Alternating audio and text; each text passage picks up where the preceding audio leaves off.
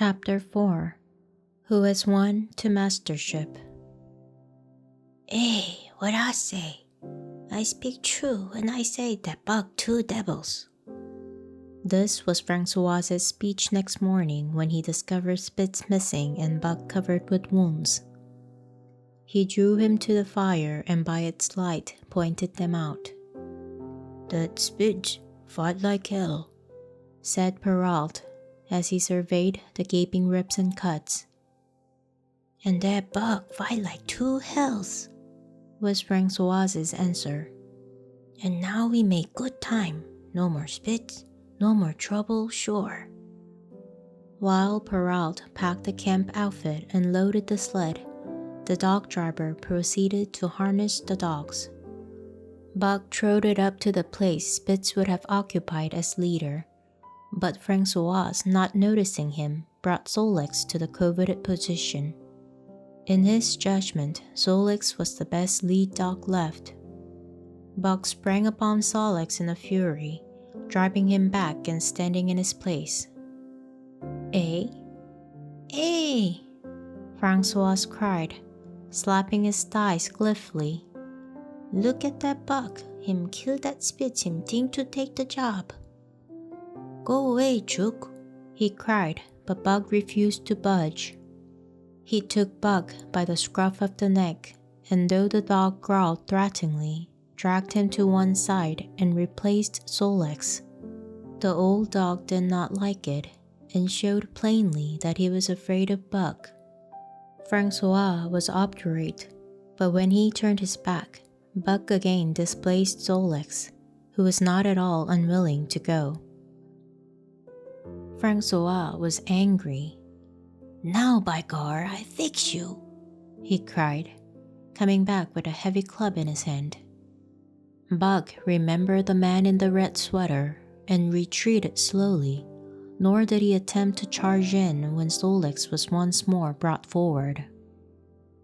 But he circled just beyond the range of the club, snarling with bitterness and rage, and while he circled he watched the club so as to dodge it if thrown by Francois, for he was become wise in the way of clubs. The driver went about his work, and he called to Buck when he was ready to put him in his old place in front of Dave. Buck retreated 2 or 3 steps. Francois followed him up, whereupon he again retreated. After some time of this, Francois threw down the club, thinking that Buck feared the thrashing. But Buck was in open revolt. He wanted not to escape a clubbing, but to have the leadership. It was by his right. He had earned it, and he would not be content with less. Perrault took a hand. Between them, they ran him about for the better part of an hour. They threw clubs at him. He dodged. They cursed him, and his fathers and mothers before him, and all his seed to come after him down to the remotest generation, and every hair on his body and drop of blood in his veins. And he answered curse with snarl, and kept out of their reach. He did not try to run away, but retreated round and round the camp, advertising plainly that when his desire was met, he would come in and be good. Francois sat down and scratched his head. Perrault looked at his watch and store. Time was flying, and they should have been on the trail an hour gone. Francois scratched his head again. He shook it and grinned sheepishly at the courier, who stroked his shoulder in sign that they were bitten. Then Francois went up to where Solix stood and called to Buck. Buck laughed, as dogs laugh, yet kept his distance. Francois unfastened Solix's traces and put him back in his old place. The team stood harnessed to the sled in an unbroken line, ready for the trail. There was no place for Buck save at the front. Once more Francois called, and once more Buck left and kept away. Throw down the club, Perrault commanded. Francois complied. whereupon Buck trotted in, laughing triumphantly, and swung around into position at the head of the team. His traces were fastened, the sled broken out, and with both men running, they dashed out onto the river trail. Highly as the dog driver had forevalued Buck, with his two devils, he found, while the day was yet young, that he had undervalued. At a bound, Buck took up the duties of leadership, and where judgment was required, and quick thinking and quick acting, he showed himself the superior even of Spitz, of whom Francois had never seen an equal. But it was in giving the law and making his mates live up to it that Buck excelled. Dave and Solix did not mind the change in leadership. It was none of their business. Their business was to toil, and toil mightily in the traces. So long as that were not interfered with, they did not care what happened. Billy, the good-natured, could lead for all they cared, so long as he kept order. The rest of the team, however, had grown unruly during the last days of Spitz, and their surprise was great now that Buck proceeded to lick them into shape. Pike, who pulled at Buck's heels, and who never put an ounce more of his weight against the breast bend than he was compelled to do, was swiftly and repeatedly shaken for loafing.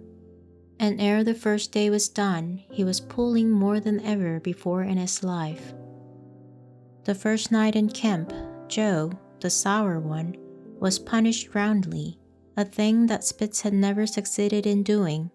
Buck simply smarted him by virtue of superior weight, and cut him up till he ceased napping and began to whine for mercy. The general tone of the team picked up immediately. It recovered its old-time solidarity, and once more the dogs slipped as one dog in the traces.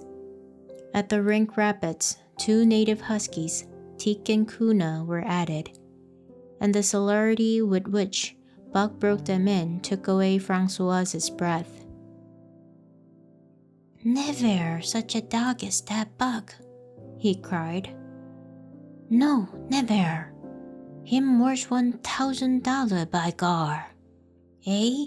What you say, Perrault?" And Perrault nodded. He was ahead of the record then, and gaining day by day.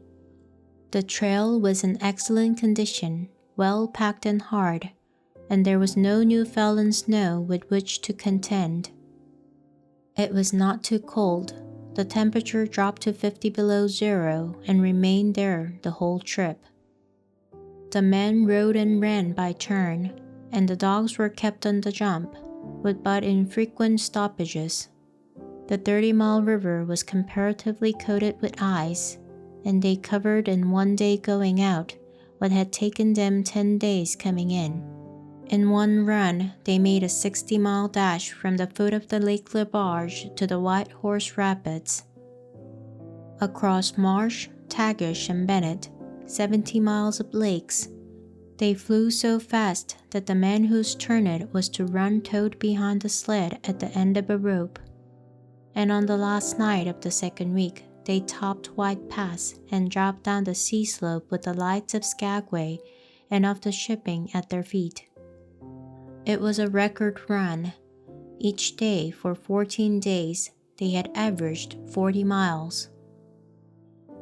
For 3 days, Perrault and Francois threw chests up and down the main street of Skagway and were deluged with invitations to drink, while the team was the constant center of a worshipful cloud of dogbusters and mushers.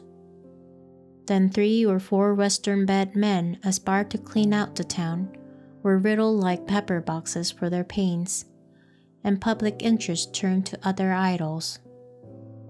Next came official orders. Francois called Buck to him, threw his arms around him, wept over him, and that was the last of Francois and Perrault.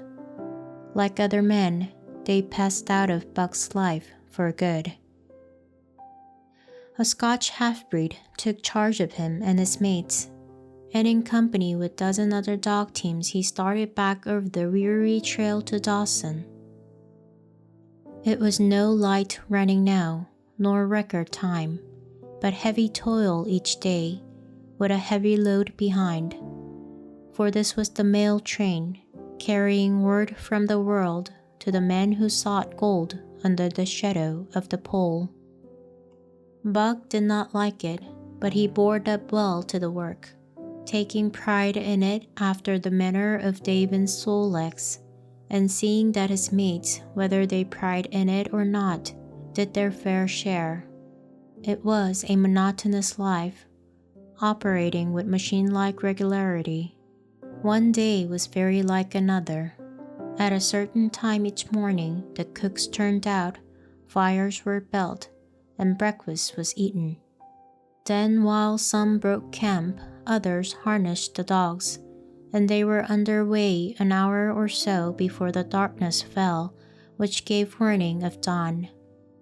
At night, camp was made. Some pitched for the flies, others caught firewood and pine boughs for the beds, and still others carried water or ice for the cooks. Also, the dogs were fed. To them, this was the one feature of the day, though it was good to rove around, after the fish was eaten, for an hour or so with the other dogs, of which there were 50 and odd. There were fierce fighters among them, but 3 battles with the fiercest brought Buck to mastery, so that when he bristled and showed his teeth, they got out of his way. Best of all, perhaps, he loved to lie near the fire, hind legs crunched under him, forelegs stretched out in front, head raised, and eyes blinking dreamily at the flames. Sometimes he thought of Judge Miller's big house in the sun-kissed Santa Clara Valley, and of the Simmons swimming tank, and Isabel the Mexican hairless, and Toots the Japanese pug. But oftener he remembered the man in the red sweater, the death of Curly, the great fight with Spitz, and the good things he had eaten or would like to eat. He was not homesick. The Sunland was very dim and distant, and such memories had no power over him. Far more potent were the memories of his heredity, that gave things he had never seen before a seeming familiarity. The instincts, which were but the memories of his ancestors become habits, which had lapsed in later days, and still later in him, quickened and become alive again. Sometimes as he crouched there, blinking dreamily at the flames, it seems that the flames were of another fire, and that as he crouched by this other fire, he saw another and different man from the half-breed cook before him. This other man was shorter of leg and longer of arm, with muscles that were stringy and knotty rather than rounded and swelling. The hair of this man was long and matted, and his head slanted back under it from the eyes. He uttered strange sounds and seemed very much afraid of the darkness, into which he peered continually, clenching in his hand, which hung midway between knee and foot, a stick with a heavy stone made fast to the end. He was all but naked, a ragged and fire-scorched skin hanging part way down his back, but on his body there was much hair. In some places across the chest and shoulders and down the outside of the arms and thighs, it was matted into almost a thick fur. He did not stand erect, but with trunk inclined forward from the hips, on legs that bent at the knees. About his body there was a peculiar springiness or resiliency, almost cat-like, and a quick alertness as of one who lived in perpetual fear of things seen and unseen. At other times this hairy man squatted by the fire with head between his legs and slept. On such occasions his elbows were on his knees, his hands clasped above his head as though to shed rain by the hairy arms. And beyond that fire and the circling darkness, Buck could see many gleaming cores, 2 by 2, always 2 by 2, which he knew to be the eyes of great beasts of prey, and he could hear the crashing of their bodies through the undergrowth, and the noises they made in the night. And dreaming there by the Yukon bank, with lazy eyes blinking at the fire, these sounds and sights of other world would make the hair to rise along his back and stand on end across his shoulders and up his neck, till he whimpered low and suppressedly or growled softly, and the half-breed cook shouted at him, "Hey, you buck, wake up!" Whereupon the other world would vanish, and the real world came into his eyes, and he would get up and yarn and stretch as though he had been asleep. It was a hard trip with the mail behind them, and the heavy work wore them down. They were short of weight and in poor condition when they made Dawson, and should have had a 10 days or a week's rest at least. But in 2 days' time, they dropped down the Yukon bank from the barracks, loaded with letters for the outside. The dogs were tired, the drivers grumbling, and to make matters worse, it snowed every day.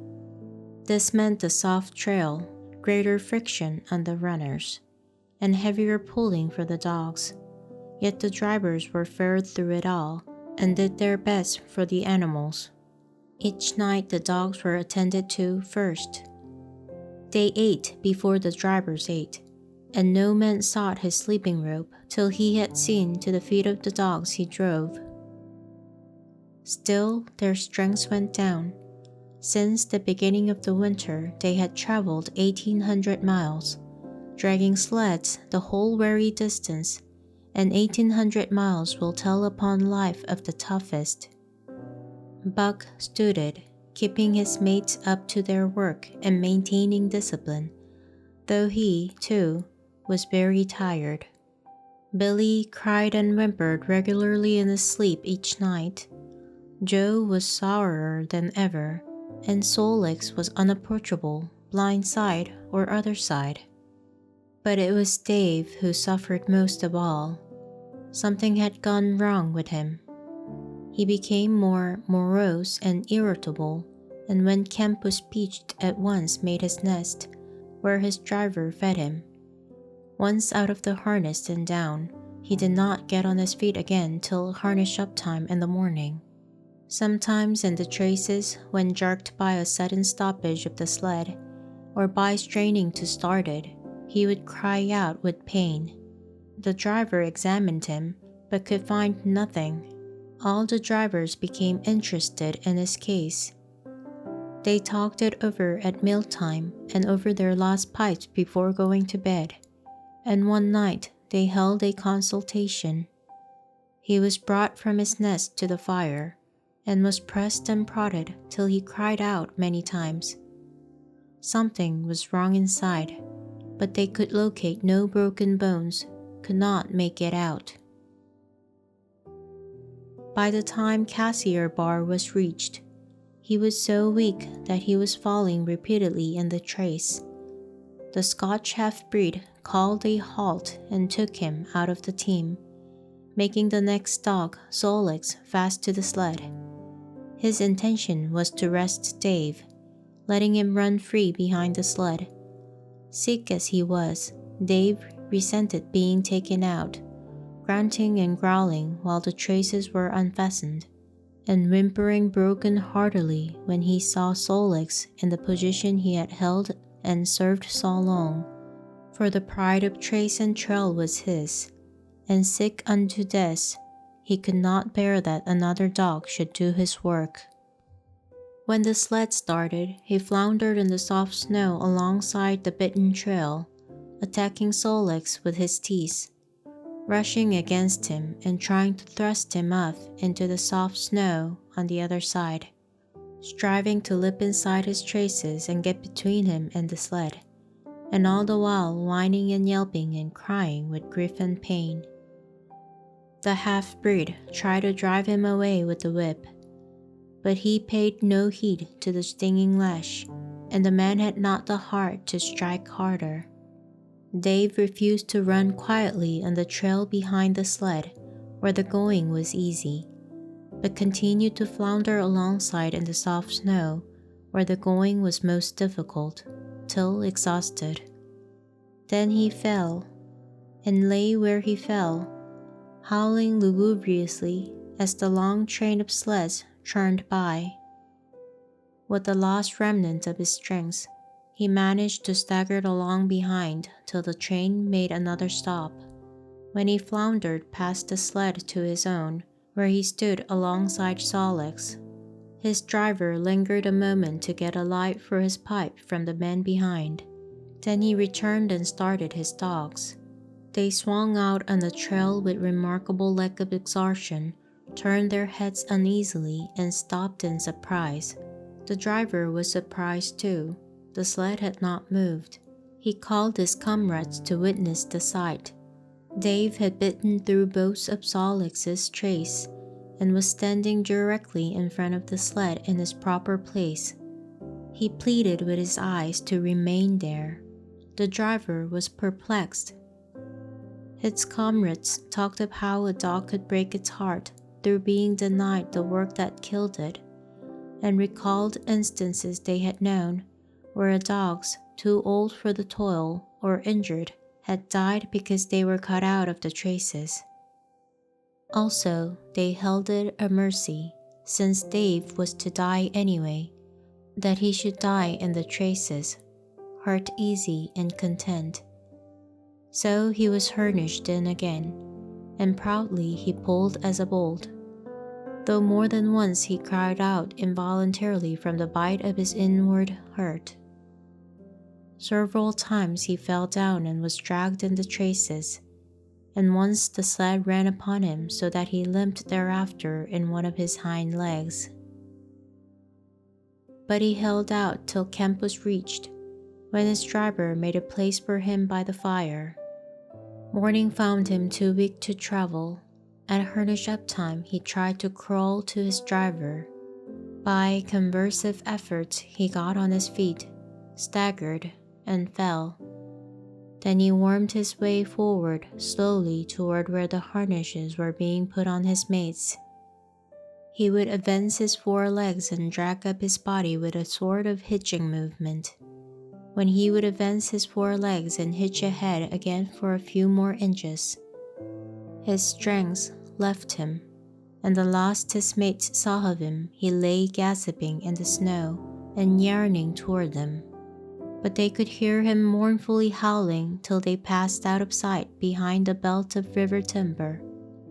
Here the train was halted. The Scotch half-breed slowly retraced his steps to the camp they had left. The men ceased talking. A revolver shot rang out. The man came back hurriedly. The whips snapped. The bells tinkled merrily. The sleds churned along the trail. But Buck knew, and every dog knew, what had taken place behind the belt of river trees.